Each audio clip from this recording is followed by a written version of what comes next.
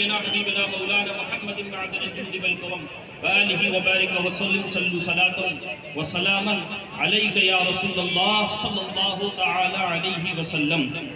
حضرات محترم، بڑے خوش نصیب ہیں ہم اور آپ کہ اعجاز قرآن کانفرنس میں ہم اور آپ شرکت کر رہے ہیں، اور یہ الحمدللہ حافظ وقاری قاری روشن القادری صاحب ہیں، ان کی بڑی محنت، انہوں نے اتنے علماء کو اکٹھا کیا ہے اور آپ تمام حضرات بھی حاضر آئے ہیں۔ بغیر کسی تمہید کے میں اپنی گفتگو کا آغاز کرنا چاہتا ہوں۔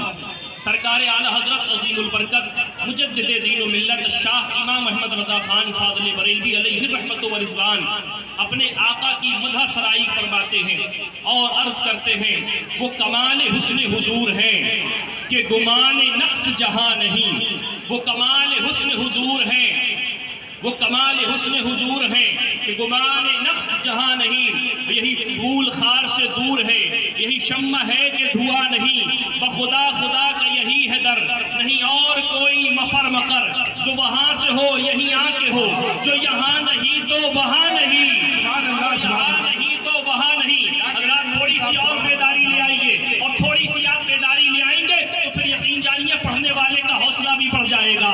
آپ اگر بول دیں گے تو پھر یہاں پر کھڑے ہونے والا بھی بول کر جائے گا کچھ۔ لہٰذا آپ کی آواز اتنی اونچی ہوگی، یاد رکھیے بولنے والے کی آواز بھی اتنی زیادہ اونچی ہونے والی ہے۔ ذرا سب مل کے ہاتھ اٹھا کر بول دیجئے یا رسول اللہ۔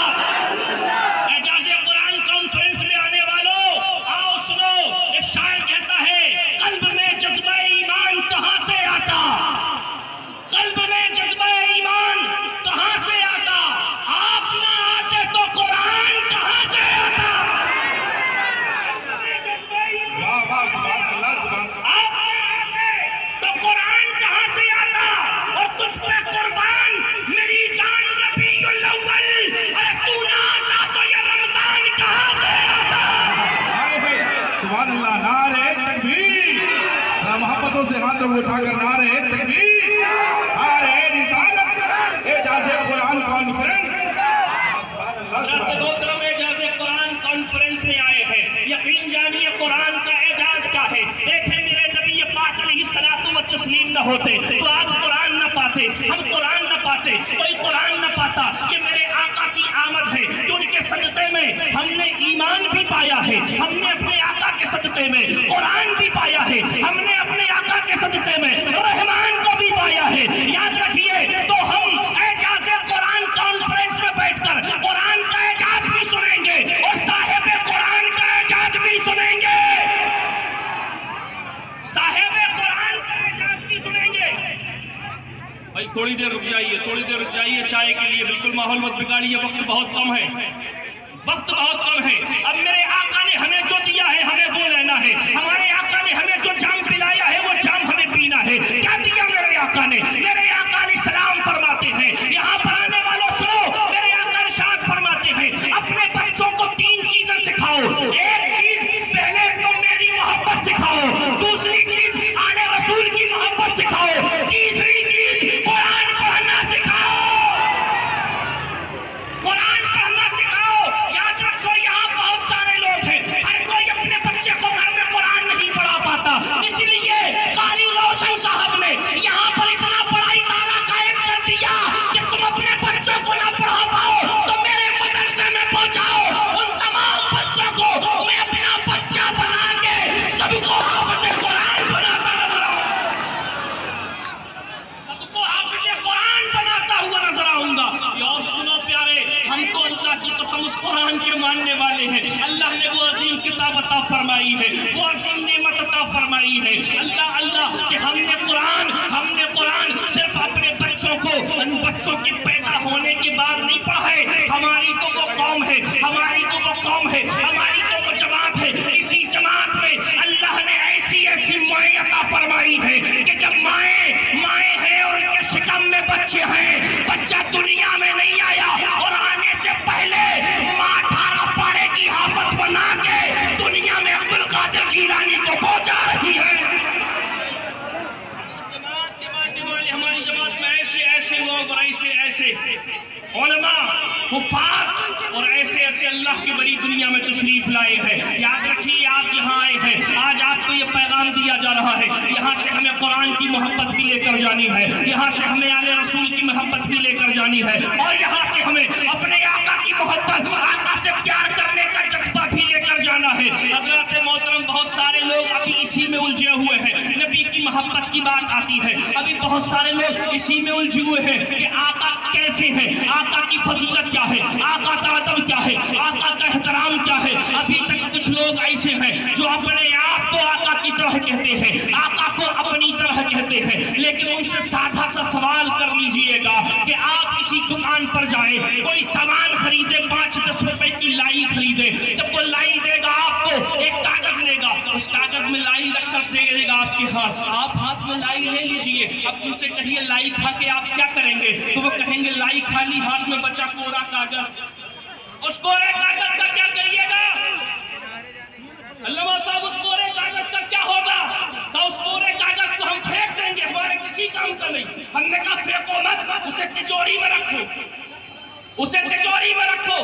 بولے کیوں؟ ہم نے کہا اور بھی کاغذ ہیں جو تمہاری تجوری میں رکھے ہوئے ہیں. کہنے لگا نہیں حضرات, اس کاغذ میں اور اس کاغذ میں فرق ہے. ہم نے کہا کیوں؟ حیثیت کاغذ کے تو یہ بھی کاغذ ہے اور کاغذ کاغذ برابر ہے, جیسا تم کہتے ہو بشر بشر برابر ہے, تو کاغذ کاغذ بھی برابر ہونا چاہیے. اس میں فرق کیوں کہ جو تجوری میں ہے اس کی اہمیت ہے, اور جس میں جو تمہارے ہاتھ میں ہے لائی کھانے کے بعد اسے تم کوڑے دان میں پھینک رہے ہو, اسے تم نالی میں بہا رہے ہو. ان سے کہو کہ تجوری کا کاغذ نکال کے نالی میں ڈالو اور نالی کا کاغذ اٹھا کے رکھو اپنی تجوری میں, تو جواب آئے گا نہیں. ہم نے کہا کیوں؟ تو جواب ملتا ہے وجہ اس کی صرف اتنی ہے کہ اس کاغذ پر جو تجوری میں رکھا ہے, اس کاغذ پر گورنمنٹ کی مہر لگی ہوئی ہے, اس لیے اس کی قیمت بڑھ گئی ہے, اس لیے اسے تجوری میں رکھا جا رہا ہے. ہم نے کہا سنو, پھر میرے رب نے بھی یہ انتظام کر دیا کہ دنیا میں بشر بہت ہے, لیکن جب اپنے محبوب کو پہنچایا تو دونوں شانوں کے درمیان مہر نبوت لگا کے پہنچایا, تاکہ پتہ چل جائے بشر تو بہت ہے, میرا محبوب خیر البشر بن کے آ رہا ہے.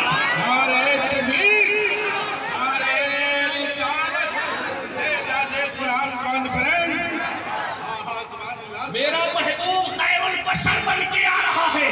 تو اب سمجھ جاؤ کہ جس پہ گورنمنٹ کی مہر لگے وہ قیمتی ہو جائے, اسے لوگ سونے کی تجوری میں رکھتے ہیں, اور جس نبی کے دونوں شانوں کے درمیان مہر نبوت لگ جائے اسے لوہے کی تجوری میں نہیں, دل کی تجوری میں قید کیا جاتا ہے. اس لیے بریلی سے آواز آتی ہے, آدم ہند. ابھی علامہ تاج الشریعہ کا شعر پڑھا تھا ناظم اجلاس نے, اللہ اکبر. آؤ ان کے نانا کا شعر بھی سنو.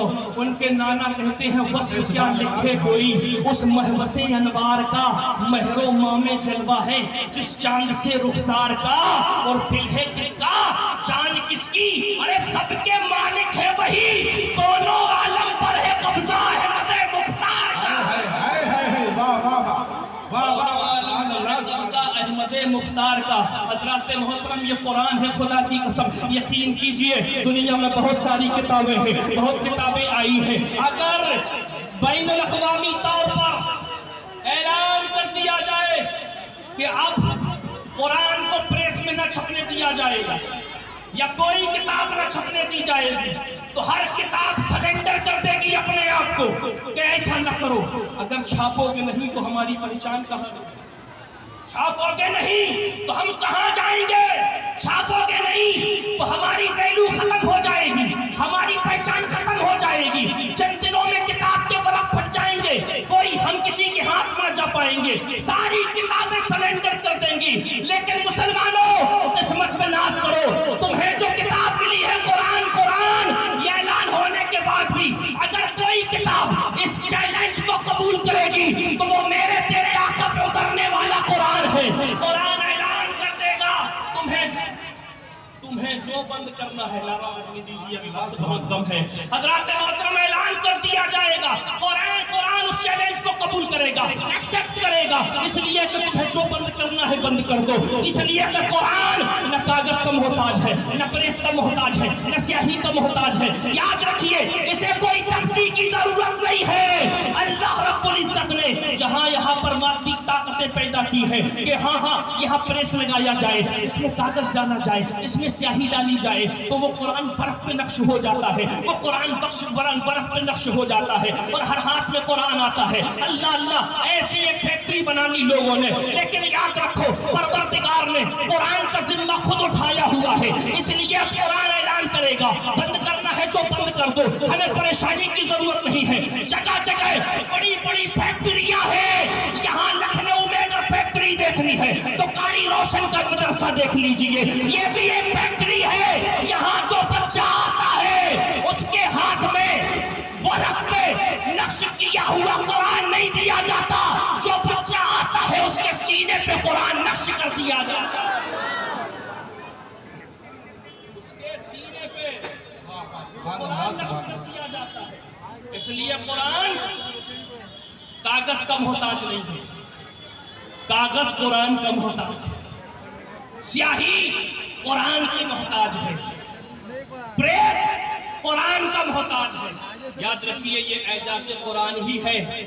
آپ جانتے ہیں حضرت صدر الشریعہ صدر الافاضل علامہ سید نعیم الدین مراد آبادی، آپ کا ایک مناظرہ ہوا تھا بڑے بوڑھے گھوسٹ عیسائی پادری سے، آپ جوان تھے اس وقت جب مناظرہ ہوا، اللہ اکبر، قرآن کے حوالے سے، عظمت قرآن کے حوالے سے، تو وہ بوڑھے نے دیکھا یہ جوان ہے، چھوٹا بچہ ہے، مجھ سے کیا مناظرہ کرے گا؟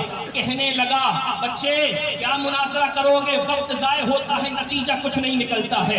حضرات محترم حضور صدر الافاضل نے فرمایا تھا کہ سنو یہ باتیں کرنے کا وقت نہیں ہے، یہ مناظرے میں جب آ گئے ہو، میدان میں اتر گئے ہو تو اب سوال اور جواب ہونے کا وقت ہے۔ اگر تمہیں یہ نصیحت کرنی ہی تھی تو میدان مناظرہ سجنے سے پہلے کر لیے ہوتے، اب بعد میں تمہیں اس نصیحت کا کوئی فائدہ نہیں ہے۔ اس نے دیکھا بچہ تو چھوٹا ہے لیکن تگڑا ہے، اللہ اکبر، عقیدہ پختہ ہے، ایمان کی طاقت بہت زیادہ ہے، علم جوش مار رہا ہے۔ حضرات محترم پھر کیا ہوا ہے جب یہ معاملہ آگے بڑھا ہے تو وہ کہنے لگا اپنی عیسائی پادری کہ سنو مجھ سے کیا مناظرہ کرتے ہو، مجھ سے کیا پوچھو گے؟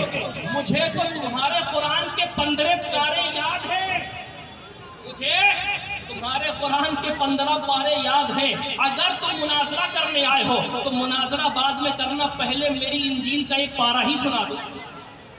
جب کہی یہ بات صدر الافاضل سے، تو صدر الافاضل اعلیٰ حضرت کا شعر، محبت سے بولو سبحان اللہ، اعلیٰ حضرت کا شعر، حضور صدر الافاضل فرماتے ہیں اچھا تمہیں 15 پارے یاد ہیں؟ کہا ہاں 15 پارے یاد ہیں، تم ایک انجیل کا ایک پارہ ہی سنا دو۔ تو حضور صدر الافاضل نے فرمایا تھا کہ یہ میرے قرآن کا اعجاز ہے کہ تیرے سینے میں بھی گھر بنا چکا ہے، تیرے سینے میں بھی اپنی جگہ بنا چکا ہے، مجھ سے انجیل کا پارہ بعد میں سننا، پہلے تو خود انجیل کا پارہ سنا دے۔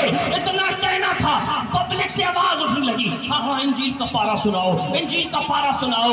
وہ پہلے جاننے لگا جب یاد ہوگے تب تو سنا دے، اپنی انجیل کا ایک پارہ یاد نہیں۔ صدر الافاضل فرماتے ہیں یہ میرے قرآن کا اعجاز ہی ہے کہ اپنے تو اپنے غیروں کے سینے میں بھی جا کے بسا ہوا ہے، اپنے تو اپنے غیروں کے سینوں میں بھی جا کر بسا ہوا ہے۔ تو پیارے یاد رکھیے اللہ کے رسول فرماتے ہیں 3 چیزیں اپنے بچوں کو سکھاؤ۔ میں نے صرف ایک بات آپ سے کی ہے، اپنے نبی کی محبت سکھاؤ، آل نبی کی محبت سکھاؤ، گلزار ملت آ رہے ہیں ان سے ٹوٹ کر محبت کریے، اور قرآن پڑھنا سکھاؤ۔ ہمیں مسلک اعلیٰ، اگر یہ تینوں چیز ایک جگہ جا کر سیکھنا چاہتے ہیں تو مسلک اعلیٰ حضرت کے پرچم کے تلے آ جائیں، وہاں سے آپ کو یہ سکھا دیا جائے گا کہ 2 جہاں میں خادم آل رسول اللہ کر، حضرت آل رسول مقتدیٰ کے واسطے وہاں سکھا دیا جائے گا۔ تیری نسل پاک میں ہے بچہ بچہ نور کا، تو ہے عین نور، تیرا سب گھرانہ نور کا، وہاں سکھا دیا جائے گا۔ کیا بات رضا اس چمنستان کرم کی، زہرا گلی جس میں حسین اور حسن وما علینا